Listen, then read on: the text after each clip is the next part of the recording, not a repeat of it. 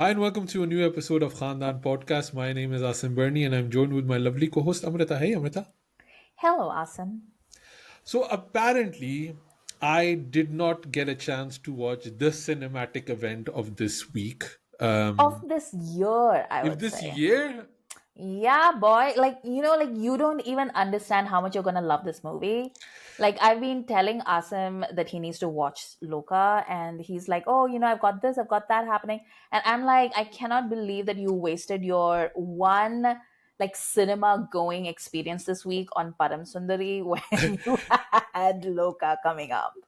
yeah, and literally Bahi 4 is coming out in 4 days. So, how mad are you going to be if I end up watching Bahi 4 instead of Loka? Oh my God. Like, I don't even have to be mad at you because when you finally watch Loka, you're going to kick yourself. That's I'm what's going to going be to mad at happen. myself. So Yes, this you is are. Loka Chapter 1 Chandra, right? That's the full Yep. title of this? Yep. Yeah. So you watched it. You've been hyping this for a while. I didn't get a chance to watch it. I'm going to try. You're convincing me slowly, slowly. But give me three reasons. Why should I watch Loka?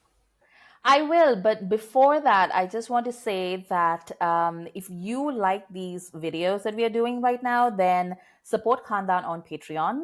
You will get early access to episodes, exclusive bonus content, and the kind of filmy nonsense that we can't always share in public. So you can join our filmy family at patreon.com/slash Khandaan podcast. The link is in the subscription below, in the description below, and your support is what allows us to do a whole bunch of really fun things.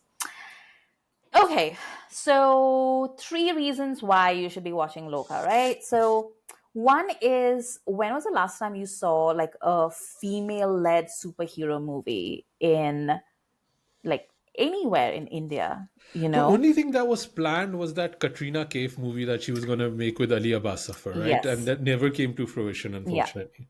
I mean, it's like a huge struggle for anything women led that is also fun, Hmm. like that used to be one of my main thesis points back in the day, which is that people would always be like, oh, like we used to have like so many women oriented movies and cinema back in the day, and I'm like, yeah, those were all depressing AF.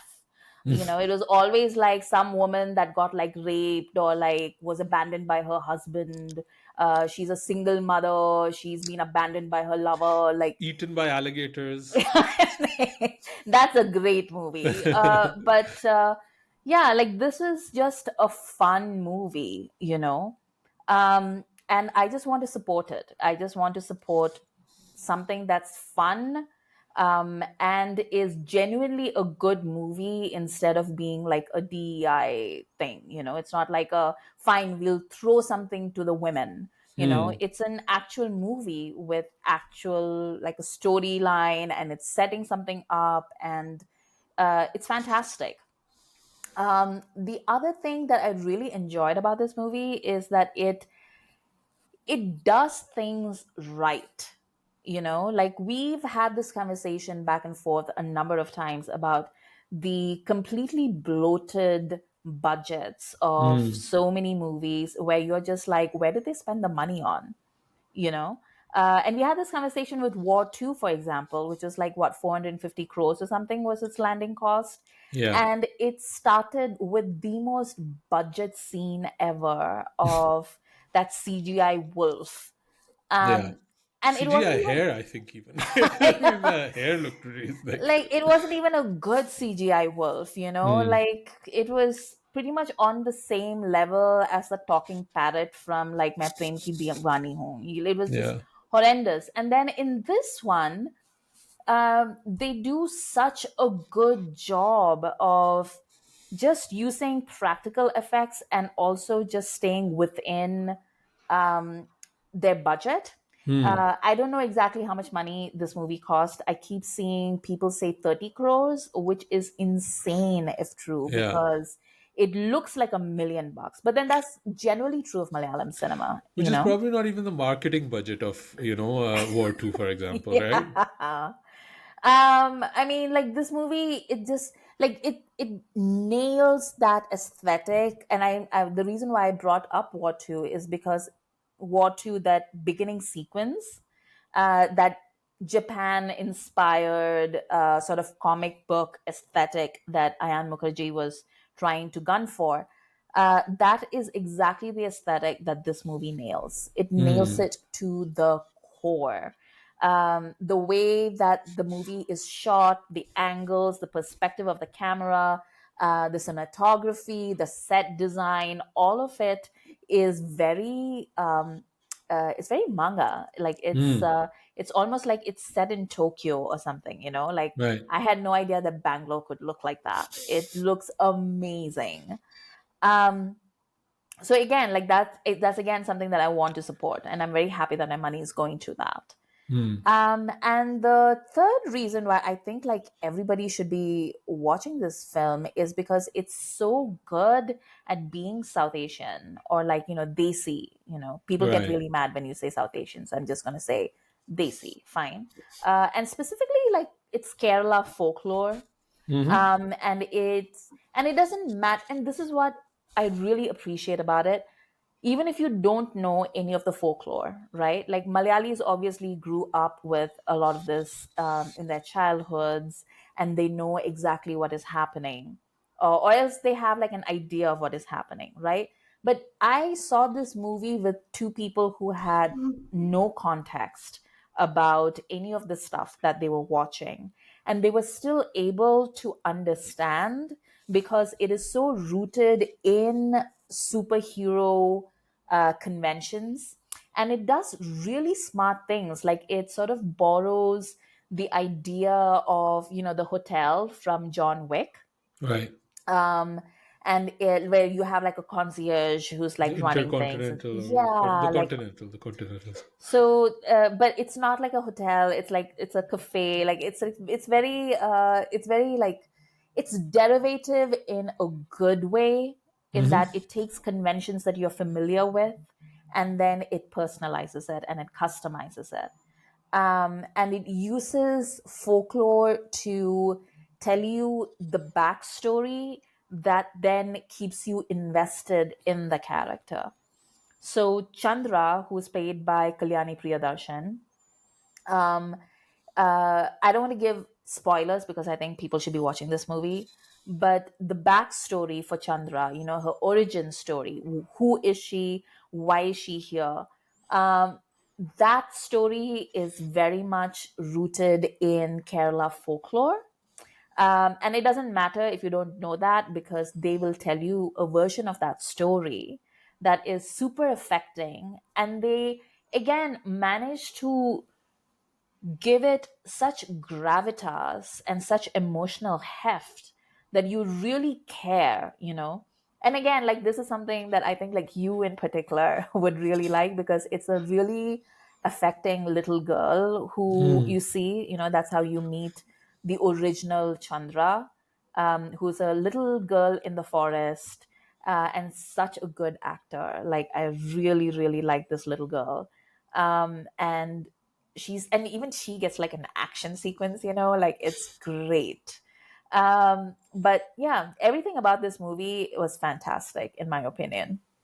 What I find interesting is that, and I've not seen the movie, so this is just like I watched the trailer and I hear you talk about it when you mention like folklore and things like that, and having just a female hero or a main lead, the movie automatically feels inclusionary. Mm-hmm. Where it's inviting you to be part of this world. Where I feel even when a movie is something like Brahmastra, I'm thinking it does feel exclusionary. Like it is so much welded within the religion and the not I wouldn't say folklore, it would really be the religion iconography, that it does not feel that you can be part of it even if you want to, right? And I don't Mm-hmm. think with Loka that is the case. I think if young women and women, like girls, watch it, they'll probably want to be that hero character, right? So I think that's something which I find interesting. The only problem I have with this, though, is that in the UK at least it has a 15 rating, and I feel Mm-hmm. that's such a shame, because this should be watched by girls that are 8, 9, 10. And I know it doesn't matter. People would just take their kids anyway, and a lot of times I've seen that Bollywood movies will get a rating which slightly higher, which after I've watched the movie I'm like, why did it get that rating? Mm-hmm. um, but it does cut off an audience that would not necessarily take their kids to this. And I don't know what the reason for the 15 rating is. You texted me that it's not that bad, right? No, I don't. So they don't really show any explicit violence. Hmm. There's a lot of there's a lot there's a lot of like distressing stuff, like, so Chandra's origin story, like what Hmm. happens to her and her family when they are children. That is something that is pretty distressing, but it's nothing gory or like hyper violent. Like, if you have been watching any of the Telugu films from the past decade or Hmm. even further, or even the part, like Buggy Force coming out and stuff, Yeah. like if you were watching that and Coolie and all of these things, this movie does not have anything near that kind of violence. Like, it Hmm. is not at all unsafe, I would say, for kids who are like, say, 10 and above.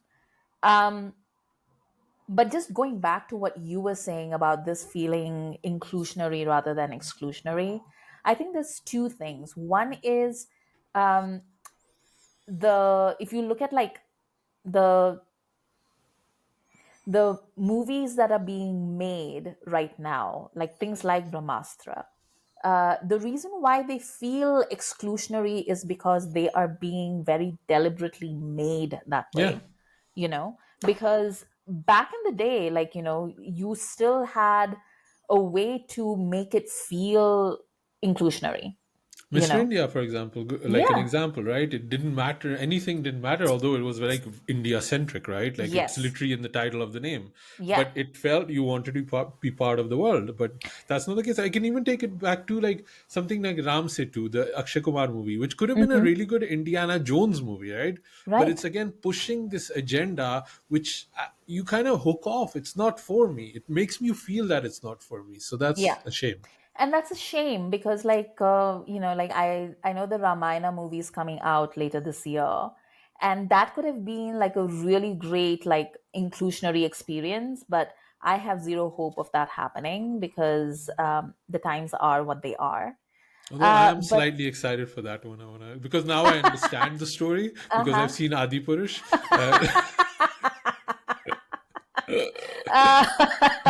Uh, I will not stand for this rampant Hindu phobia. Uh, and the other thing is that this particular world, or like the world of the of Loka, Loka literally means like world, right?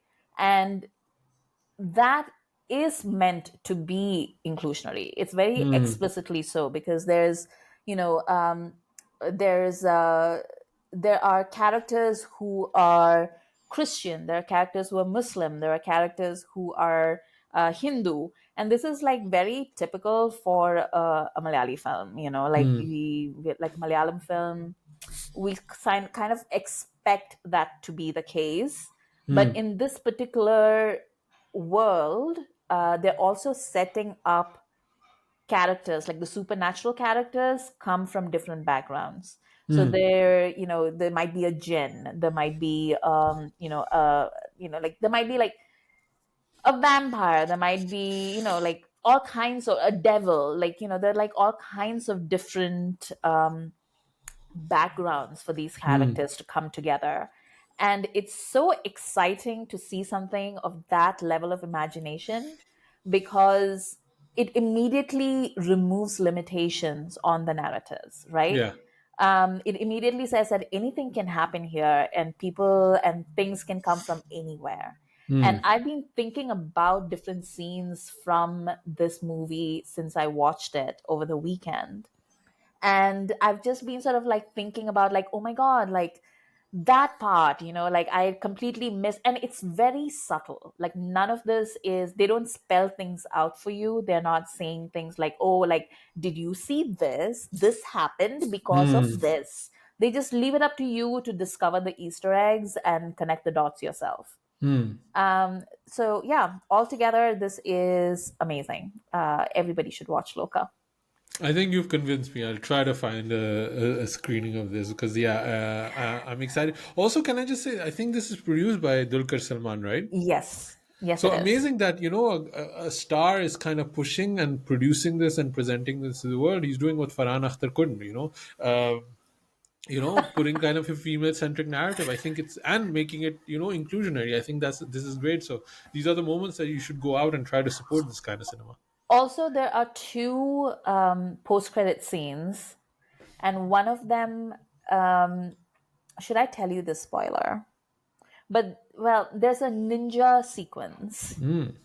Ninja Chacha. One, yeah, ninja, not quite that cool, but there is a sequence that I think you will enjoy very much. Okay, we're gonna finish this episode. I'm gonna look at my Cineworld app and see if there's any showings that I can still go to. Hooray! You've convinced me. You've given me the three reasons to go watch Loka. Amrita, where can people find you online? You can find me on X at Amrita IQ, but mostly, like I said earlier, like I hang out on our Patreon, which is where all our friends and family are, and where we are our most authentic selves. There was also somebody asking in the comment section if people can subscribe from India. You can, and Yes, there's actually a discount if you yes. sign up from India. So it's not because you're Indian, but it's just because.